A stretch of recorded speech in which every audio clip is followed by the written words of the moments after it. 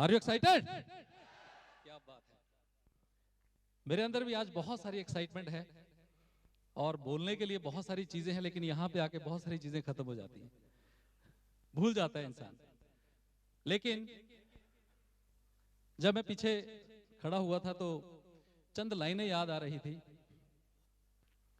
जीवन चलने का नाम, चलते रहो सुबह शाम।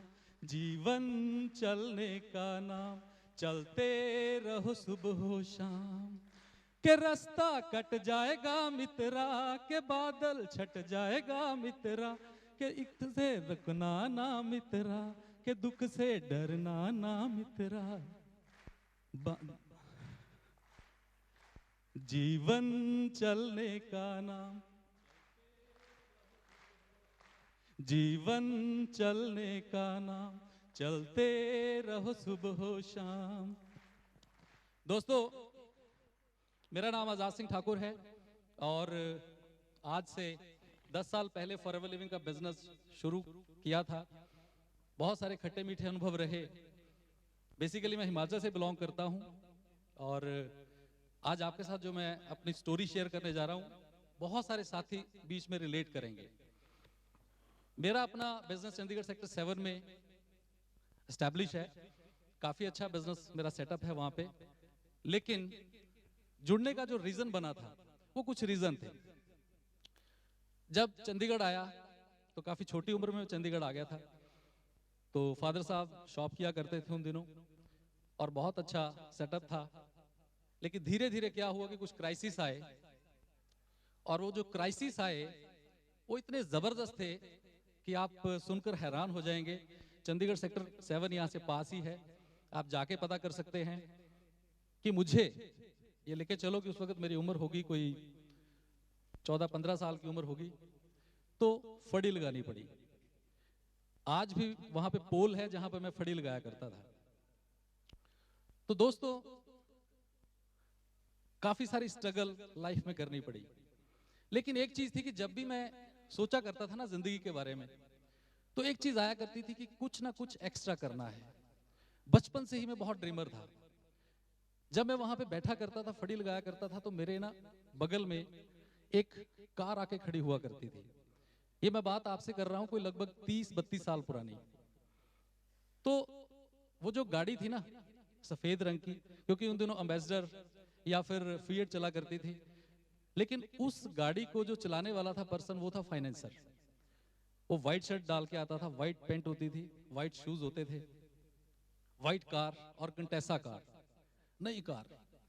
तो मैं उस गाड़ी को देखा करता था और मेरे दिमाग में ना एक ड्रीम आया करता था कि आजाद सिंह, क्या कभी तेरे पास भी ऐसी गाड़ी हो सकती है या होगी। अपने आप को सोचा करता था उन दिनों में। जैसे सर अभी बता के गए कि कोई भी सपना जो है वो हमारे दिमाग से शुरू होता है, क्योंकि जो विचार होता है वो वस्तु बन के हमारे सामने आती है। मुझे नहीं था मालूम, लेकिन मैंने ड्रीम लेना शुरू किया, सपना लेना शुरू किया और धीरे धीरे धीरे धीरे काफी सारी स्ट्रगल करते हुए शॉप को एस्टैब्लिश किया। 1 से 2 दुकानें की, 2 से 3 दुकानें की। थैंक्स करता हूं अपनी फैमिली का जिन्होंने मुझे बहुत सपोर्ट किया। एस्टैब्लिश जब कर रहा था बिजनेस को, बहुत अच्छा काम मैंने चला लिया। ये बात लगभग कोई 1992 की है। तो एक से दूसरी दुकान की, तीसरी दुकान की और कुछ एजेंसीज मैंने ले ली, बिस्लेरी, बॉर्न ब्रेड, वर्का मिल्क। काफी अच्छा काम मेरा चल पड़ा। अभी जैसे जैसे मैं अपने बिजनेस को बढ़ा रहा था तो बहुत सारे चैलेंज उसमें भी मुझे आ रहे थे। सबसे बड़ा चैलेंज ये था कि मैं सुबह 5 बजे से लेकर रात के 11 बजे तक अपनी शॉप पे बिजी रहना शुरू हो गया। आप समझ सकते हैं कि इस वक्त मेरी उम्र जो है 45 ईयर की है, तो उन दिनों मेरी उम्र कितनी की रही होगी। बड़ी छोटी उम्र में मैंने अपने बिजनेस को स्टैब्लिश किया। लेकिन हुआ क्या कि जब मैं शॉप पे बैठना शुरू हुआ ना, काम बढ़ाया, तो कंपटीशन हो गया। कंपटीशन किनके साथ? अड़ोस पड़ोस में बहुत सारी शॉप्स होती हैं। पहले मैं शॉप जो है 8 बजे खोला करता था। धीरे धीरे क्या हुआ कि बगल वाले ने 7 बजे खोलनी शुरू कर दी, मैंने 6:30 कर दी, क्योंकि रोक तो सकता नहीं कोई। उसने 6 कर दी, मैंने 5:30 कर दी, उसने 5 कर दी और हम दोनों सुबह 5 बजे अपनी दुकान पे पहुंचते थे और कस्टमर कोई नहीं होता था। ये एक सेल्फ एम्प्लॉय की मैं आपको बात बता रहा हूं। इस हॉल में बहुत सारे साथी होंगे जो मेरे जैसे हो सकते हैं।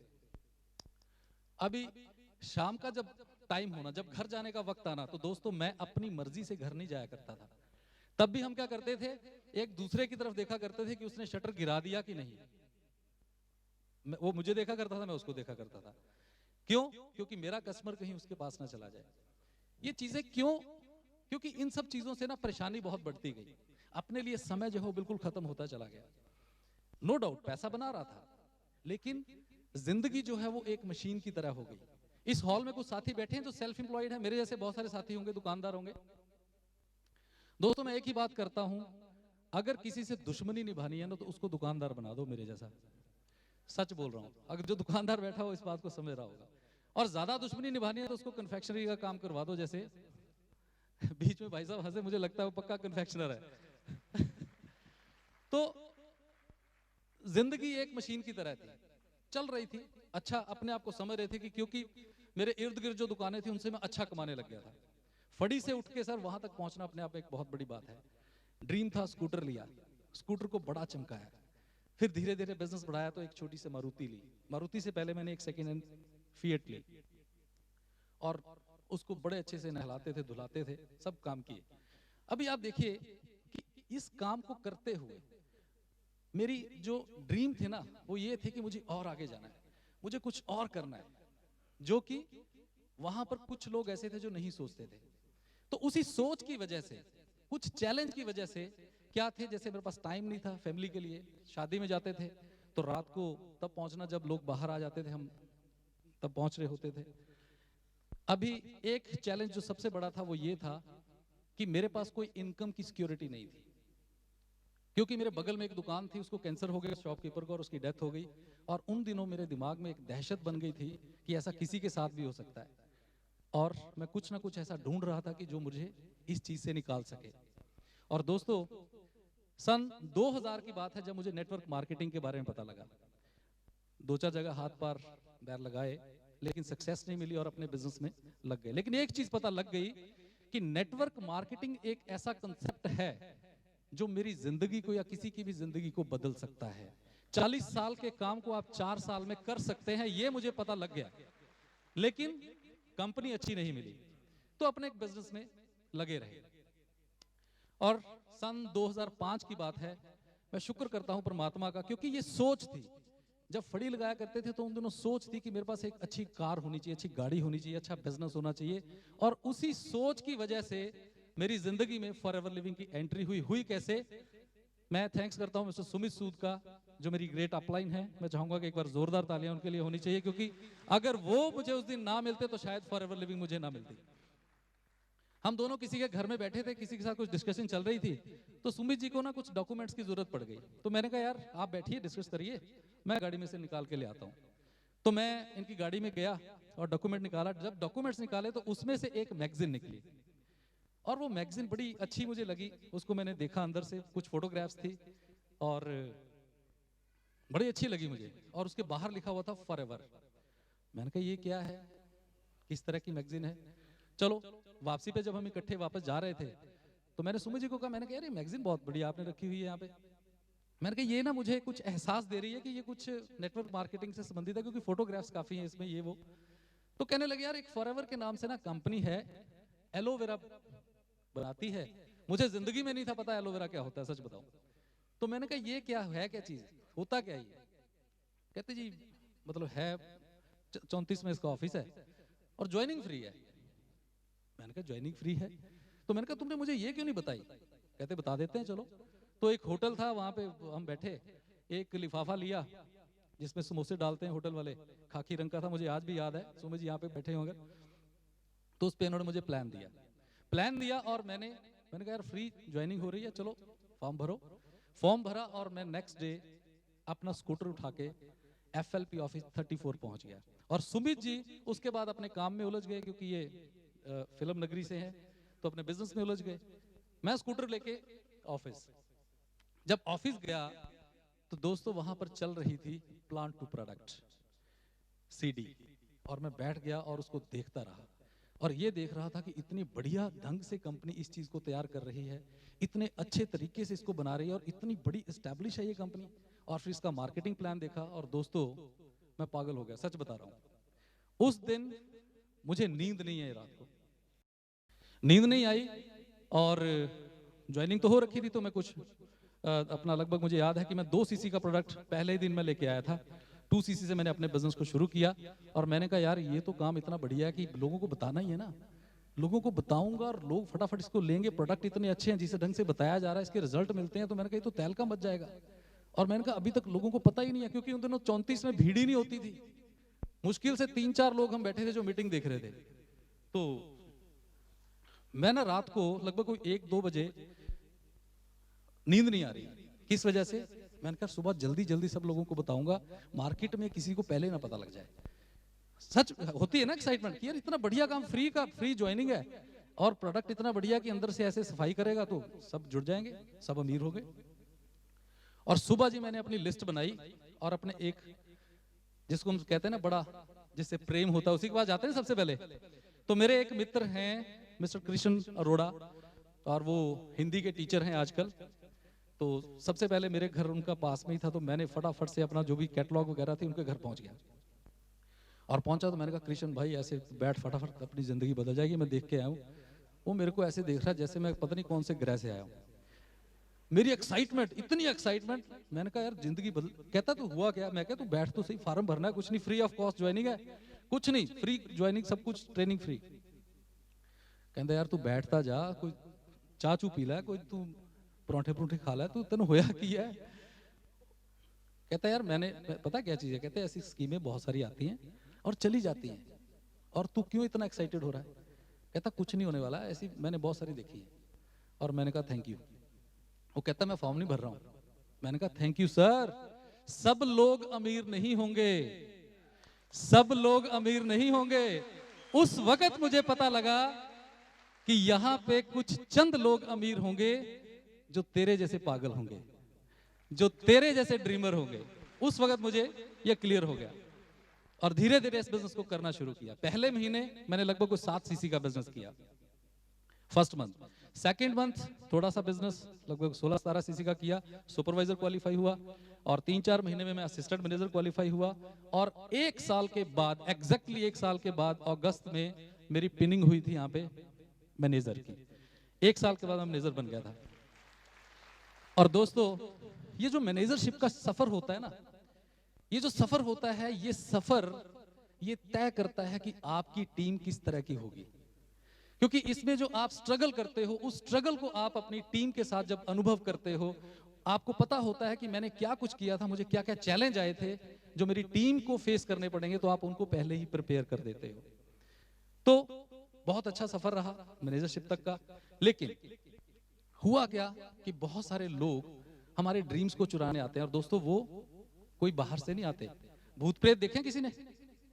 सुना है सबने, किसी ने बोला यस, लेकिन सुना है सभी ने, है ना? कैसे सुन, कैसे लगते हैं हमें? कहते हैं जी ऐसे बड़े बड़े दांत होते हैं, काले होते हैं, बाल खुले होते हैं, है ना, उल्टे पैर होते हैं, ऐसा सुनने में आया। लेकिन हमारे ड्रीम्स को चुराने के लिए वो भूत नहीं होते। हमारे ड्रीम्स को कौन चुराते हैं? हमारे इर्द गिर्द हमारे बड़े खास लोग, बड़े खास लोग। कैसे कैसे चुराते हैं? देखिए जब मैंने बिजनेस शुरू किया ना, तो बड़ा एक्साइटेड था। संडे को देखिए क्या होता था कि दुकानदारी में हमारे कोई संडे, मंडे, ट्यूसडे, वेडनेसडे सब बराबर, दिवाली, दशहरा कोई छुट्टी नहीं। तो संडे को थोड़ा बहुत टाइम निकाल लिया करते थे कि चलो, जैसे कह देते हैं कि घूमने फिरने चले गए, थोड़ा बहुत कभी कसौली चले गए, ये वो। तो सुबह का टाइम जब होता है ना दुकानदार का, तो सुबह आते हैं, अगरबत्ती की, धूप बत्ती की, और उसके बाद सब अपना अपना धूप सेकने लग जाते हैं। सर्दियों के दिन हो, अदरवाइज बाहर खड़े होके पेपर, न्यूज़पेपर पढ़ के और उसके ऊपर पीएचडी करनी शुरू कर देते हैं, होता है ना ऐसे। और उसके ऊपर बहस चलती है, यार हिंदुस्तान का देखो कैसी चल रही है इकोनॉमी और यूएसए की बहुत बढ़िया, जैसे हमने उसको सॉल्व करना होता है। वो बड़ी डिस्कशन चलती है दुकानदारों में, अगर आप समझ सकते हैं, या ऑफिस में भी ऐसे होता है। तो उस टाइम में मैं क्या करता था, मैं अपनी दुकान में बैठ के जो कंपनी के कैटलॉग्स थे, जो कंपनी की दी हुई इंफॉर्मेशन थी, मैं उसको स्टडी किया करता था। मोटिवेशनल किताबें पढ़ा करता था स्टार्टअप में शुरू में। तो मुझे दुकानदार जो थे वो बुलाते थे, आजाद आजा यार, बाहर बाहर खरीदे हैं। मैं कहता था नहीं यार, मुझे थोड़ा सा ये बिजनेस शुरू किया, तो ਕਹਿੰਦੇ ਯਾਰ ਜਦੋਂ ਪੜਨ ਦਾ ਟਾਈਮ ਸੀ ਉਦੋਂ ਤੂੰ ਪੜਿਆ ਨਹੀਂ ਤੇ ਹੁਣ ਤੂੰ ਬੜਾ ਤੂੰ ਪੜੀਕ ਬਣਾਇਆ। मतलब ड्रीम को खींचना ना, लेग पुलिंग करनी। तो मैं कहता था नहीं कोई बात नहीं यार, चलो बोलो आप। अब धीरे धीरे क्या हुआ, उनको ये पता लग गया कि ये कोई फूड सप्लीमेंट इंडस्ट्री में काम कर रहा है। तो उन्होंने सुबह कैसे बुलाना, डॉक्टर साहब बाहर आ जाओ। और यहां तक यार देख रहे थे पेट से ना कुछ प्रॉब्लम है, आयो जरा बाहर। कैसे ड्रीम को चुराते हैं, है ना, होता है ना। लेकिन दोस्तों मेरी जिंदगी मेरी है, मेरा ड्रीम मेरा है, मेरे ड्रीम को कोई चुरा नहीं सकता है। वो जब जब बोलते थे मैं और स्ट्रांग होता था, मैं बोलता था बोलिए बोलिए कोई बात नहीं। अभी इससे आगे चलिए। अब क्या हुआ कि संडे को मैं मीटिंग में आता था, क्योंकि संडे का दिन होता था, बीच बीच में भी टाइम निकाल के मीटिंग में आता था।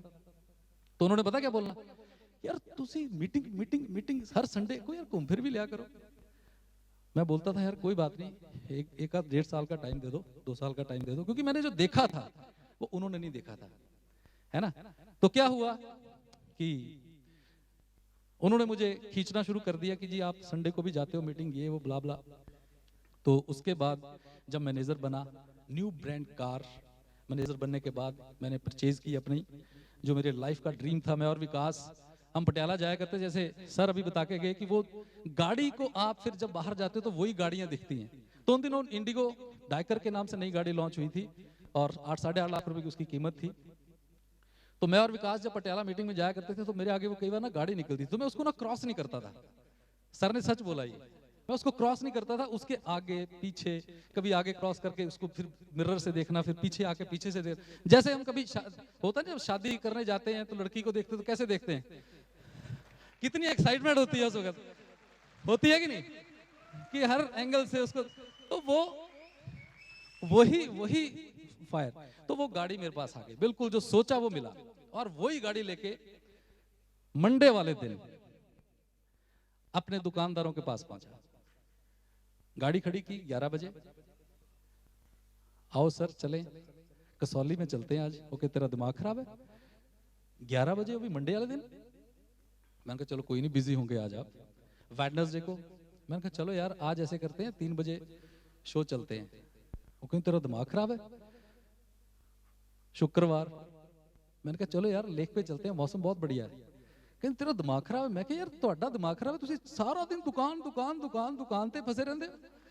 मुझे तो बड़ा बोलते थे कि तुम ट्रेनिंग ट्रेनिंग ट्रेनिंग में जाते रहते हो।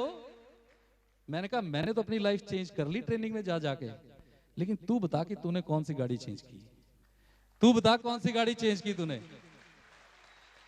और दोस्तों जब मेरा पहला चेक आया था ना, मुझे आज भी याद है, मैं उस चेक को लेके फोटो स्टेट करवाने ना, बगल में दुकान है तो वहां पे ले गया। पहला चेक मेरा आया था 1906 रुपए का। जैसे ही मैंने उसको बोला, मैंने कहा इसकी फोटो कॉपी निकाल दे, फोटो कॉपी की बजाय उसने मेरा चेक पकड़ा। मैंने कहा यार ये पहला चेक आया मेरा इसी बिजनेस से। ओ आजो इधर आजो आजो, आज पार्टी है, आज बोलो पार्टी है, 1900 रुपए का चेक आया। मजाक। दूसरा चेक 4000, तीसरा चेक 7000, चौथा चेक 12000, पांचवा चेक 17000, छठा चेक 24000। उसके बाद वो चेक जो है बढ़ते गए और आज की डेट में लास्ट मंथ जो मेरे अकाउंट में कंपनी ने पैसा ट्रांसफर किया है प्रॉफिट शेयर को मिला के, अगर मैं बात करूं तो 9.5 लाख रुपए टीडीएस के बिना मेरे अकाउंट में पैसा ट्रांसफर हुआ। अभी आप एक चीज बताइए, अब वही दुकानदार, वही लोग, वो जो मेरी ड्रीम को चुराते थे, वो पता क्या बोलते हैं, यार आजाद तू ही कर सकता सी, ये लगन तेरे ची सी, हम नहीं कर सकते। मैंने कहा तो तुम क्या कर सकते हो, तुम क्या कर सकते हो ये बताओ। सिर्फ हम जिंदगी में खाना खाने के लिए थोड़ी पैदा हुए हैं, क्यों जी, कुछ करने के लिए पैदा हुए, कुछ एक्स्ट्रा करना है, कुछ एक्स्ट्रा करना है तो फिर कुछ ना कुछ तो अलग से चलना पड़ेगा। और जब लोग आपका मजाक उड़ाना शुरू कर दें तो समझ लीजिए दोस्तों कि आप सही ट्रैक पे जा रहे हो, आप सही ट्रैक पे जा रहे हो। ये चीज मुझे सीखने को मिली, ये चीज मुझे सीखने को मिली। और उसके बाद धीरे धीरे सफर चलना शुरू हुआ। लोगों के साथ मीटिंग करने जाते थे तो चैलेंज आते हैं बहुत सारे। लोग बोलते हैं सर मैं ना, बाकी तो सब ठीक है जी, मैं बाकी तो सब ठीक है, पर मैं लोगों को कह नहीं सकता। मिलते हैं जी ऐसे कुछ लोग, मैं कैसे बोलूं जी, मेरे ये काम मैं किसी को बोल नहीं सकता।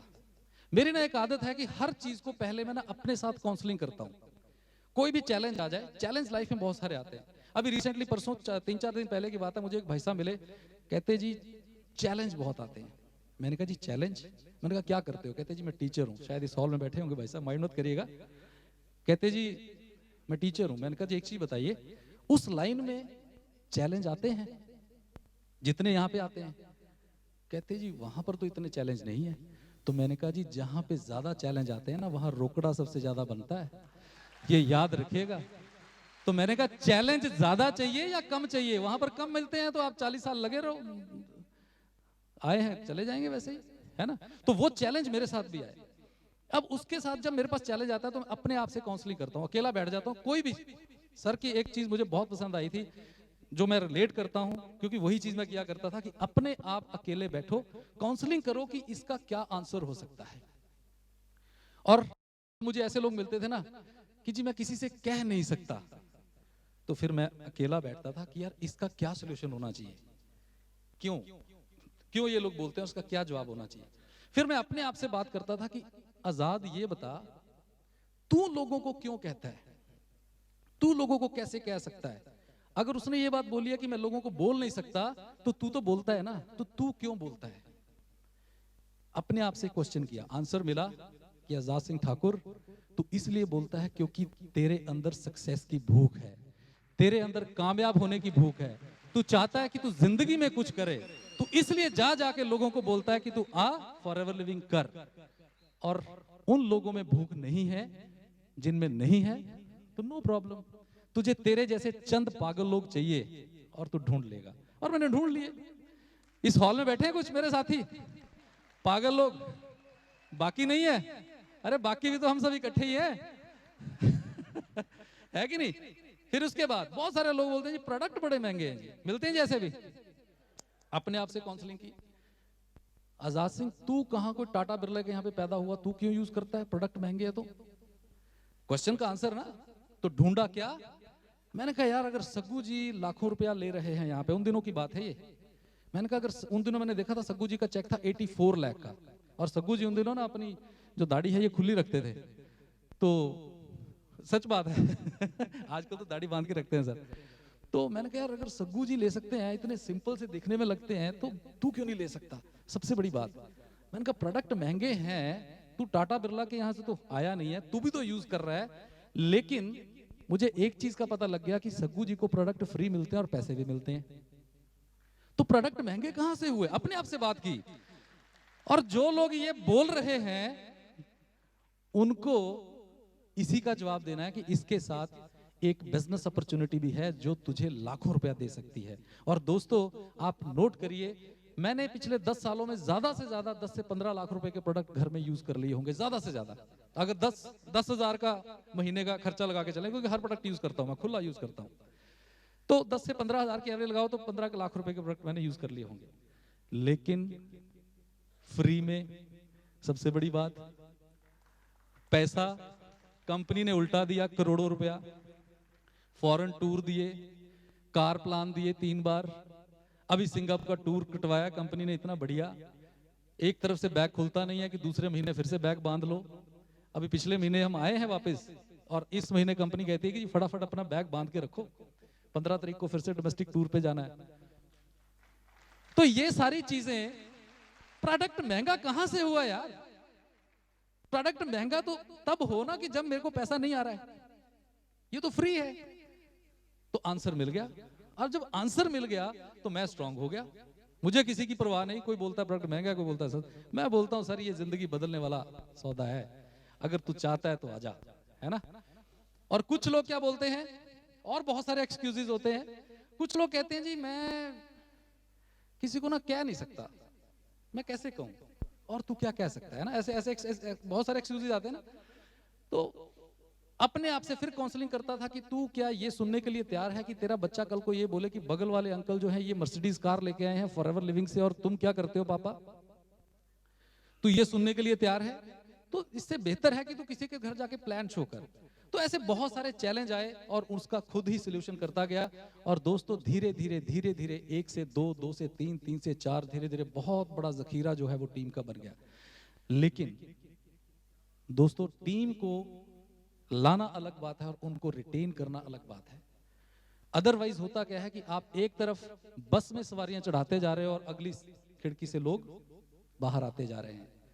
नेटवर्क मार्केटिंग में एक कहावत है कि जैसे आप लोगों से काम करते हो तो मेंढकों को तोलने वाला काम होता है। एक तरफ आप मेंढक रखिए और एक तरफ आप वेट रखिए, जब तक आप उस तरफ देखेंगे तो 10-20 मेंढक छलांग मार चुके होंगे। होता है जी, ऐसे होगा ना। तो लोगों से काम करने का मतलब है कि आप लोगों को ला रहे हो और उनको रिटेन करना बहुत जरूरी है। तो फॉरएवर लिविंग का जो बिजनेस है दोस्तों, ये सेलिंग का बिजनेस नहीं है। ये सेलिंग का बिजनेस नहीं है, अपने दिमाग से निकाल दीजिएगा कि बेचने का काम है ये टेलिंग का बिजनेस है। लोगों से बात करने का बिजनेस है, लोगों से शेयर करने का बिजनेस है। लोगों को आप बताइए, लोग वेट कर रहे हैं, अपॉर्चुनिटी को ढूंढ रहे हैं। ये सिर्फ बताने का बिजनेस है। अब रिटेन करना है अगर उनको आपने, तो उनके साथ आप रिलेशंस बिल्ड करें, छोटी छोटी मीटिंग्स करें, होम मीटिंग्स करें और ज्यादा से ज्यादा लिटरेचर जो है वो अपनी टीम में प्रमोट करें। क्योंकि ये रिटेन तब होता है जब हम मेंटली रिटेंशन पे हैं। क्योंकि दिमाग में बहुत सारी नेगेटिव बातें आती रहती हैं। हमारा ड्रीम बड़ा स्ट्रांग है, लेकिन बाहर गए तो कुछ लोग मिल गए तो नेगेटिव बात आ गई, तो उससे फिर हम नेगेटिव हो जाते हैं। तो उसको रोकने के लिए आपको पॉजिटिव मेंटल एटीट्यूड्स की बुक्स का पढ़ना बहुत जरूरी है। अपनी टीम को अगर रोकना चाहते हैं तो इन बुक्स का इस्तेमाल करें, इसे ज्यादा से ज्यादा प्रमोट करें। और इसके साथ साथ एक मंत्र आपको बताऊंगा सक्सेस का, बता दूं जी? तैयार हैं? एक ही काम ने आपने करना है, training training training training training training training training training training training training training training training training. और कुछ यहाँ पे सक्सेस के लिए नहीं है।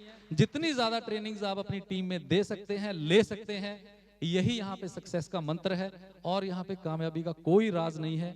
ये हर व्यक्ति आपको एक ही बात बोलेगा कि अपने ऑफिस को मंदिर बना लीजिए, होम मीटिंग्स करिए, लोगों से रिलेशन बिल्ड करिए और आप सब लोग कामयाब होइए।